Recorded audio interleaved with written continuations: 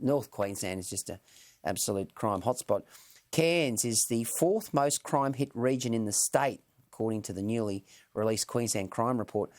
It counts 36,000 offences reported in the 2019-20 period, up 6.5%, including 81 armed robberies over the 12-month period, a rise of 87% on the previous year.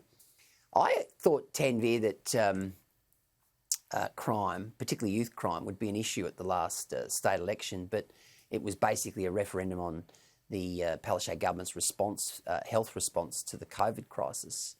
And yet, it keeps still coming we have up, isn't these it? problems. It keeps coming up, doesn't it, on the front pages of all the Queensland papers. And it is fascinating. So Cairns looks like the armed robbery capital of Queensland and Gold Coast the domestic violence capital.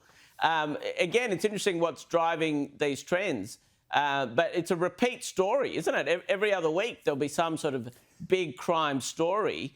And to be honest, Peter, I mean, only the last couple of years, only the last few months I've been reading a story called The Vanishing Criminal. And it's actually by one of the top crime researchers in Australia, Don Weatherburn.